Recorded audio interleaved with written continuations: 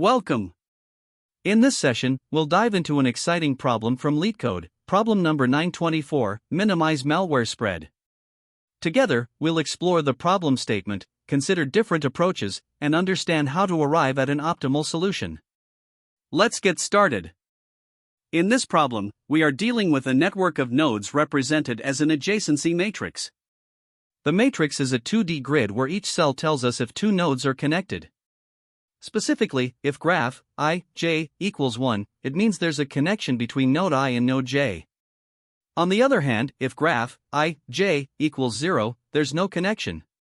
The network is undirected, which means if graph I, j is 1, then graph j I is also 1, so the connection goes both ways. Along with the graph, we're also given a list called initial, which contains the nodes that are infected with malware at the start.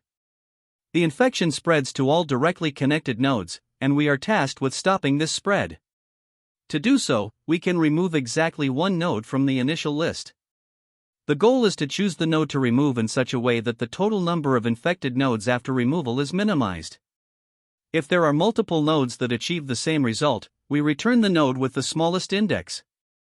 To better understand the problem, let's look at an example. Here, we have a graph represented as a matrix and an initial list of infected nodes. The graph has 3 nodes, and the connections are defined by the matrix. Nodes 0 and 1 are connected to each other, but node 2 is isolated. The initial list contains nodes 0 and 1 is infected. Now, if we remove node 0, node 1 remains infected, but no additional nodes are infected. Similarly, if we remove node 1, node 0 remains infected, and again, no additional nodes are affected. In both scenarios, the total number of infected nodes is minimized to 1. Since both options minimize infections equally, we choose the smaller index, which is 0. Therefore, the output for this example is 0. Let's explore another example. In this case, the graph has 3 nodes, and each node is completely isolated, meaning no nodes are connected to each other. The initial list contains all 3 nodes, 0, 1, and 2. Here, no matter which node we remove from the initial list, the other nodes remain unaffected because they are not connected. The infection is already confined to the individual nodes. Since the choice doesn't impact the total number of infections, we select the smallest node index. As a result, the output is 0. Now, consider a third example where the graph is fully connected. All 3 nodes are directly connected to each other, and nodes 1 and 2 are initially infected. If we remove node 1, nodes 0 and 2 will remain connected and infected. Similarly, if we remove node 2, nodes 0 and 1 will stay connected and infected. In both cases, the total number of infected nodes is minimized to 2. Since we have a tie, we choose the smaller index, which is 1. Therefore, the output is 1. Now let's review the constraints of the problem. First, the graph is always a square matrix, meaning the number of rows equals the number of columns, and its size is nxn. The size n is guaranteed to be between 2 and 300. Each cell in the graph matrix is either a 0 or a 1, and the graph is symmetrical, meaning graph I, j is equal to graph j, I for all nodes. Additionally, each node is always connected to itself, so graph I is always 1. The initial list, which contains the infected nodes, has a size between 1 and n. All the values in the initial list are unique and represent valid node indices. Finally, let's consider some edge cases to keep in mind while solving this problem. In the smallest possible input size, where n is 2 and both nodes are infected, removing either node will minimize the spread of malware. If all nodes in the graph are infected initially, removing any node will result in the same outcome. In a fully connected graph, the result depends on selecting the smallest index. On the other hand, if the graph has disconnected components, the solution might involve removing the smallest infected node within the most affected component. These edge cases help us anticipate and handle different scenarios effectively while implementing the solution. To begin, the brute force approach is straightforward but computationally expensive. The main intuition here is to iterate over each infected node, temporarily remove it, and calculate the size of the connected components that would remain uninfected after the spread of malware. This involves simulating the infection process for each node in the initial infected list. We use either depth-first search, DFS, or breadth-first search, BFS, to determine the number of nodes that stay uninfected, restore the removed node, and repeat the process for all other infected nodes. However, this method involves significant redundant computations. For instance, repeatedly recalculating the connected components for each infected node leads to a time complexity of approximately n plus n squared, where n is the total number of nodes and m is the number of initially infected nodes. This makes the brute force approach impractical for larger graphs due to its inefficiency. Now, the optimized approach using union find addresses the redundancy of the brute force method by focusing on connected components. The key insight here is that the graph can be divided into disjoint connected components, where all nodes in a component are mutually reachable. If multiple infected nodes exist within the same component, removing one won't prevent the spread from others. Consequently, the most effective strategy is to remove an infected node that is the sole infection source within its component, particularly if that component is large. Using union find, we identify all the connected components and record the size of each. We also count the number of initially infected nodes in each component. For every infected node, we check if it is the only source of infection in its component. If it is, we calculate the potential number of nodes saved by removing it. Finally, we return the node that saves the most nodes, breaking ties by selecting the node with the smallest index. This approach significantly reduces computational redundancy, achieving a time complexity of approximately n squared, due to the union find operations and the traversal of the adjacency matrix. The union find approach was ultimately chosen as our strategy due to its efficiency and scalability. Unlike the brute force method, it avoids recalculating connected components repeatedly for each infected node. Instead, it systematically leverages the graph structure to minimize the spread of malware. With a time complexity of n squared, this approach is well suited for larger graphs, where n can go up to 300. However, this choice does involve trade-offs. While the brute force method is simpler to implement and handles edge cases explicitly, it is computationally prohibitive for larger inputs. In contrast, union find is highly efficient and scalable, though it requires a solid understanding of the data structure and its implementation. Ultimately, the union find approach was selected for its ability to minimize malware spread effectively, providing an optimal solution while reducing computational overhead compared to brute force methods. This problem challenges us to minimize the spread of malware within a network represented as an undirected graph. Each node is a computer, and edges signify direct connections between them.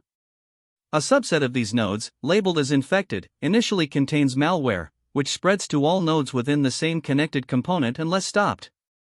The objective is to determine which single infected node to remove to minimize the overall spread of malware. If multiple nodes yield the same result, we select the one with the smallest index. The first step in solving this problem is to parse the input and represent the graph. We can use data structures like an adjacency list or an adjacency matrix. For a graph with n nodes, an adjacency list stores the neighbors of each node efficiently, while an adjacency matrix uses a two-dimensional array, where graph I, j, equals 1 indicates a direct connection between nodes I and j. Along with the graph, we also have the list of initially infected nodes, which will play a key role in the analysis. Once we have the graph representation, the next step is to identify all connected components using depth-first search or breadth-first search. Connected components are groups of nodes that are directly or indirectly connected. To do this, we maintain a visited array to ensure each node is processed only once. For every unvisited node, we perform a DFS or BFS to find all nodes in the same component and store these results. For instance, if the nodes 0, 1, 2 belong to one component and 3, 4 form another, we store these as 0, 1, 2, 3, 4. After identifying the components, we then count the number of infected nodes in each. By iterating over the list of initially infected nodes, we can use the visited array or component mapping to determine which component each infected node belongs to. We store this count in a dictionary, where the keys represent components and the values represent the number of infected nodes. Finally, we simulate the removal of each infected node to calculate the resulting malware spread. For each node in the initial list, we check if its removal eliminates malware from the component. If the component has only one infected node, removing it stops the spread entirely, and we add the size of the component to a saved underscore nodes counter. Otherwise, no reduction occurs. During this process, we track the maximum saved underscore nodes achieved and the corresponding node or nodes responsible.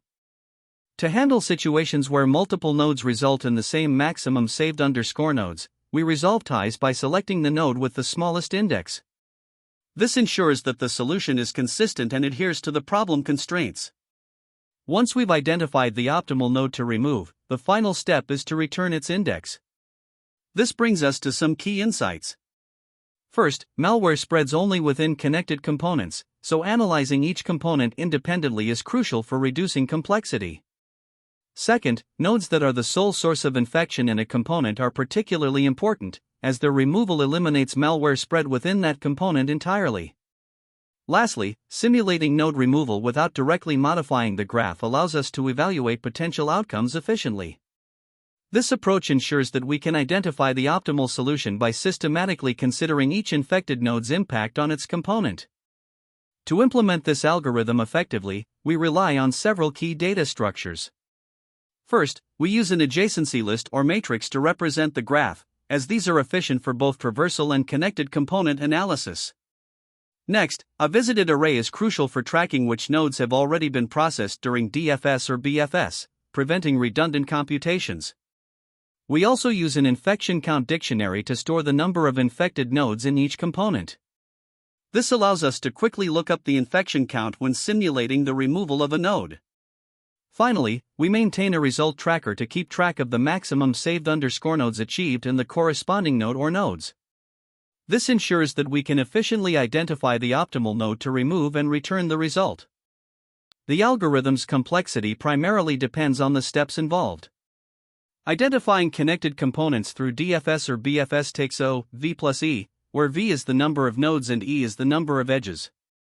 Calculating the infection count involves iterating through the initial list, which is O, N, where N is the number of infected nodes.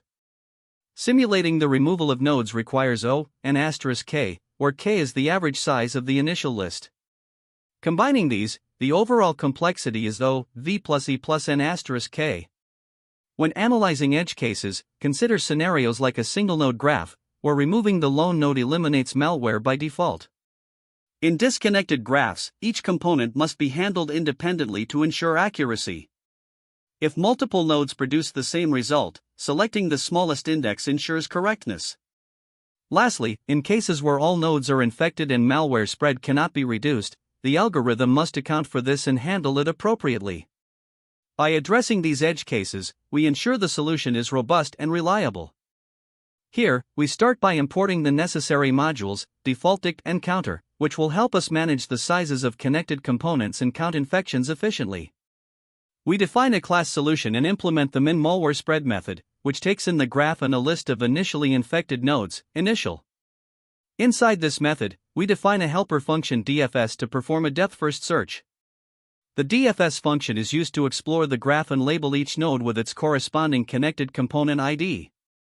To do this, we initialize a stack with the current node and repeatedly pop nodes to visit their unvisited neighbors. Each visited node is added to the visited set, assigned a component ID, and the size of the component is increment. The adjacency matrix graph determines the neighbors, where a value of 1 indicates a connection.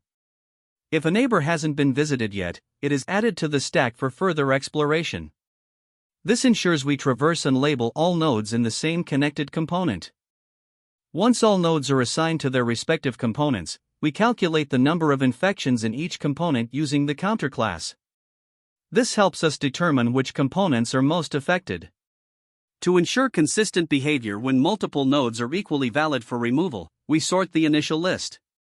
We then initialize min_node as the first node in initial and max_saved as 0. For each node in initial, we check if it is the only infected node in its component. If so, we compare the size of that component to max_saved.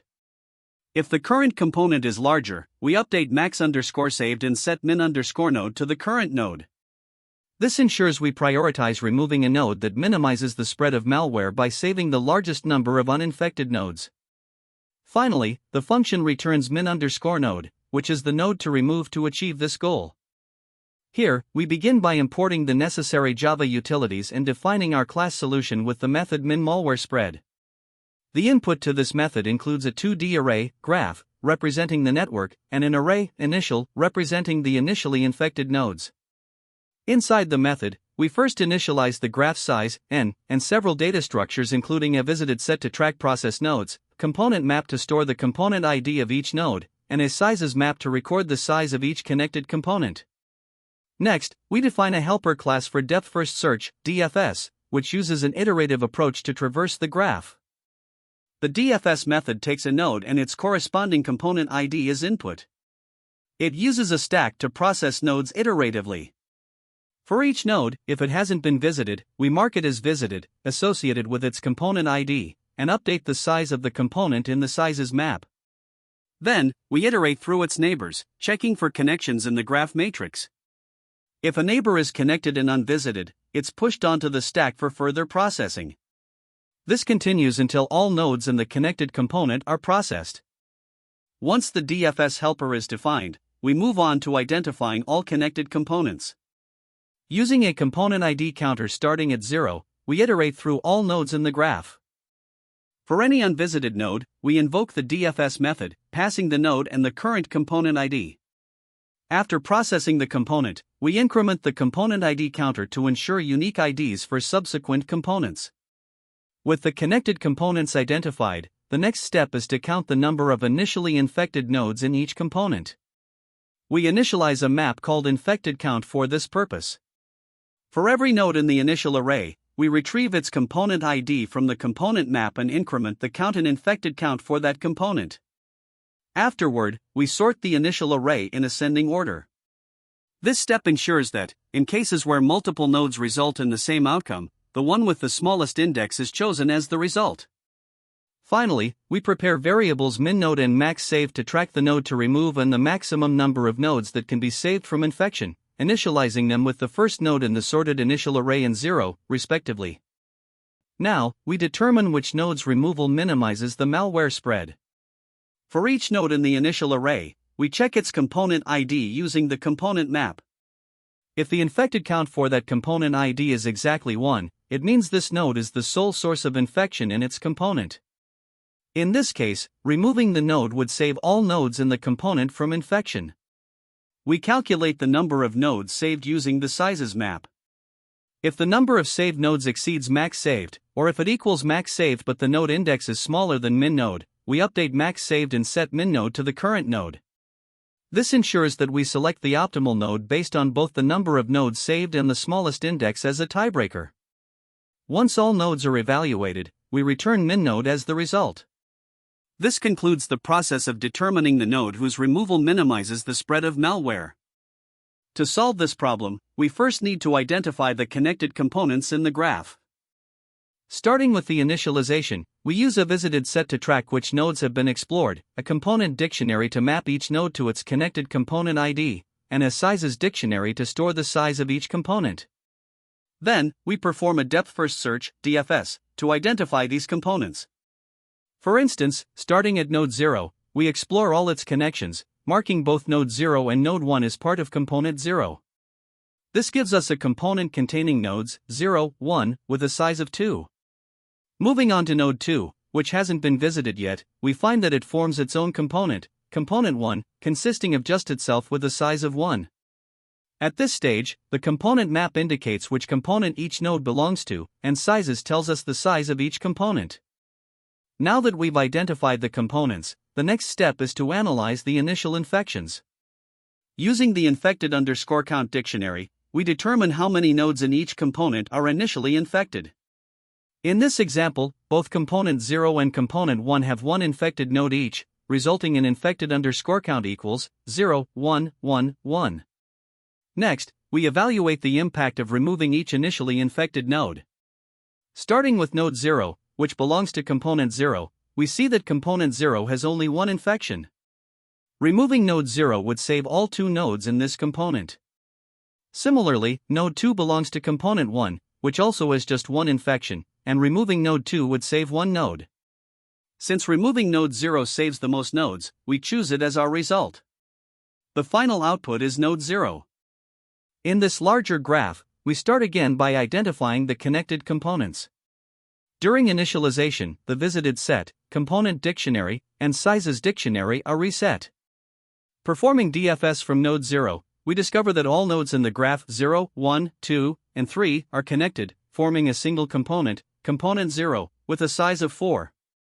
At this point, the component dictionary maps all nodes to component 0, and sizes reflects the size of this single large component. Now, we examine the initial infections. Here, both infected nodes, 1 and 3, belong to the same component, resulting in infected underscore count equals 0, 2. Since this component has more than one infection, removing either node 1 or node 3 does not uniquely save the component. In such cases, we default to returning the smallest infected node. Therefore, the output is node 1. In this example of a disconnected graph, we start once again by identifying the connected components. During initialization, the visited set, component map, and sizes dictionary are reset. Each node in this graph is isolated, meaning it forms its own component. Performing DFS from node 0, we find that it forms component 0 with a size of 1. Similarly, node 1 forms component 1, and node 2 forms component 2, each with a size of 1. At this stage, the component dictionary maps each node to a unique component, and sizes indicates that all components are of size 1. With the components identified, we now evaluate the initial infections. The infected underscore count dictionary shows that each component has exactly one infected node, infected underscore count equals 0, 1, 1, 1, 2, 1. We evaluate each node in the sorted initial list. For node 0, removing it would save one node in component 0. Similarly, removing node 1 would save one node in component 1, and removing node 2 would save one node in component 2. Since all nodes provide the same benefit, we return the smallest node, which is node 0. The final output is node 0. To understand the time complexity of our solution, we can break it down into distinct components. First, when identifying the connected components of the graph, we use a depth-first search, or DFS. The graph is represented as an adjacency matrix of size nxn. In the worst-case scenario, the graph is fully connected, meaning every node is linked to every other node. During DFS, when we start from a node, we check all its neighbors, which could be up to n. If a neighbor hasn't been visited, it is marked as visited, and we explore its neighbors recursively. Since each edge in the adjacency matrix is visited only once, the total complexity for traversing the graph becomes n squared, which corresponds to the size of the adjacency matrix. Next, we count infections in each connected component. This step involves iterating over the initial list of infected nodes. Using a counter, we determine how many infections are in each component, which takes k time, where k is the length of the initial list. Finally, sorting the initial list requires k log k. These steps contribute to the overall time complexity, which we will summarize shortly. After identifying connected components and sorting the initial list, the algorithm selects the node whose removal minimizes the spread of malware. To achieve this, we iterate over the initial list again, which has k elements. For each infected node, we perform lookups in the component and sizes dictionaries to determine its connected component in size. Since dictionary lookups are O(1) operations, this step has a time complexity of k. Now, combining all these components, the dominant term is the n squared, from the DFS traversal of the graph, as it involves the largest number of operations. Sorting the initial list contributes k log k, which is smaller in comparison for most cases. Therefore, the overall time complexity of the solution is n squared plus k log k, where n is the number of nodes in the graph, and k is the number of initially infected nodes. Now let's analyze the space complexity of the solution. First, the visited set is used during DFS to keep track of nodes that have already been processed. In the worst case, all n nodes are visited, so this set requires n space. The component dictionary maps each node to the ID of its connected component, which also requires space for up to n entries, resulting in a complexity of n.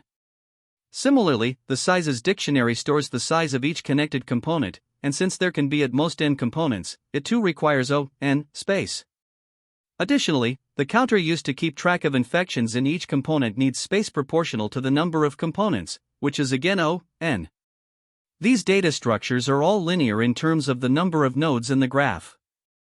The stack used during DFS is another important consideration for space complexity. The stack can grow up to the size of the largest connected component. In the worst case, when all nodes belong to a single connected component, the stack size is O, n. Additionally, sorting the initial list requires O, k additional space, where k is the number of infected nodes. When we combine all these individual components, the overall space complexity is dominated by the data structures used for graph traversal and connected component storage, all of which scale linearly with the number of nodes. Thus, the total space complexity is O, n. To highlight the efficiency of this approach, let's compare it to a naive or brute force method. A naive solution would involve simulating the spread of malware for each possible node removal in the initial list. This would require repeatedly traversing the graph for each node in initial, leading to a time complexity of O, k asterisk n squared, where k is the size of the initial list and n caret 2 accounts for the graph traversal. In contrast, the optimized approach pre-computes the connected components of the graph using DFS, which is performed only once. By doing so, the time complexity is reduced to O, n squared plus k log k. This is significantly more efficient, especially when the number of initially infected nodes, k, is small compared to the total number of nodes, n. Finally, let's solidify our understanding with a mathematical proof of the time and space complexity. The adjacency matrix of the graph has a size of nxn, and during DFS, each cell is explored at most once, leading to a time complexity of O, n squared. Sorting the initial list adds O, k log k, but this term becomes negligible when k is much smaller than n. As a result, the overall time complexity is O, n squared plus k log k, where O, n squared, dominates for large n. In terms of space complexity, all auxiliary data structures such as the visited set, component dictionary, and sizes dictionary, scale linearly with the number of nodes. Therefore, the space complexity is O, n, ensuring that the solution is efficient in both time and space for large graphs. When solving this problem, there are a few common mistakes to watch out for. First, incorrect handling of graph connectivity is a frequent issue. It's essential to accurately identify connected components within the graph, as failing to do so can lead to wrong calculations about malware spread or the resulting component sizes after removing a node. Using reliable graph traversal methods like DFS or BFS is key here. Another common pitfall is overlooking edge cases. For instance, single-node graphs, fully connected graphs, or disconnected graphs with multiple isolated components can expose flaws in your solution if not properly tested. Make sure to account for these scenarios to ensure robustness. Inefficient brute force implementations are another challenge. While brute force might be your first instinct, recalculating connected components from scratch for every node removal can be highly inefficient. Instead, consider optimizing with reusable data structures like UnionFind. Lastly, misinterpreting the problem statement can lead to incorrect assumptions. For instance, while the goal may be to minimize malware spread, the solution might need to prioritize nodes with specific properties, such as nodes with the highest degree or those in the smallest components. Be sure to carefully analyze the problem requirements to avoid this mistake. Another critical error arises when simulating the removal of a node without properly updating the graph structure or connectivity. Failing to do this dynamically will yield incorrect results, so it's important to ensure your graph representation reflects these changes accurately. Now, from an interview perspective, there are several insights to keep in mind. Recognizing key patterns in this problem is essential, as it heavily revolves around graph traversal techniques like BFS, DFS, or UnionFind. Understanding connected components and their properties like size and impact is crucial for a correct and optimized solution. After starting with brute force, focus on optimization strategies, such as pre-computing connected components or using UnionFind with path compression for efficient connectivity checks. When presenting your solution, always communicate your thought process clearly. Highlight the trade-offs between brute force and optimized approaches, making sure to explain how certain steps, like pre-computing, help reduce redundancy. Additionally, be prepared to discuss time complexity. For example, brute force methods might have a time complexity of O, n superscript 2, or worse, whereas an optimized union find approach can achieve near linear time. Finally, always emphasize edge case testing to demonstrate the thoroughness and reliability of your solution. This problem is closely related to several others that also involve understanding graph connectivity. Examples include LeetCode 200, Number of Islands, which deals with identifying connected components, or LeetCode 547, Number of Provinces, which similarly focuses on finding groups within a graph. LeetCode 684, Redundant Connection, is another relevant problem, particularly for its application of union find. Now, when thinking about alternative approaches, union find optimization is a powerful tool. Instead of recalculating connected components repeatedly, you can dynamically track component connectivity using union find. This significantly reduces redundant computations, though it does require extra space for the parent and rank arrays. Another option is a greedy heuristic, where you prioritize nodes to remove based on specific criteria, like targeting nodes with the highest degree or those within the smallest affected components. While this may not always yield the optimal solution, it can be effective for approximate results. Lastly, for smaller graphs, dynamic programming can be used to evaluate the impact of removing subsets of nodes. This guarantees correctness but comes at the cost of exponential complexity, making it suitable only for limited input sizes. For dense graphs, pre-processing the adjacency matrix can be a helpful alternative. By preparing the adjacency matrix in advance, you can quickly compute component sizes or simulate the removal of nodes, which can save significant computation time. However, this approach has its own trade-offs. Specifically, the space complexity can become quite high for large graphs, making it less practical for problems with significant input sizes. When considering this method, weigh the trade-offs between pre-processing efficiency and memory usage to determine if it fits the problem's constraints and scale. Great job! We've covered how to solve problem number 924 using a structured approach and analyzed its complexity. Remember to practice graph-related problems to sharpen your skills. Thank you for watching, and don't forget to like and subscribe for more coding insights. See you next time. That's the end of this tutorial. I hope you found this explanation helpful for understanding the solution to this LeetCode problem. If you enjoyed this content, please consider subscribing to the channel for more coding tutorials and solutions. Feel free to leave a like if this video helped you, and don't hesitate to comment with any questions you might have. Thanks for watching, and happy coding!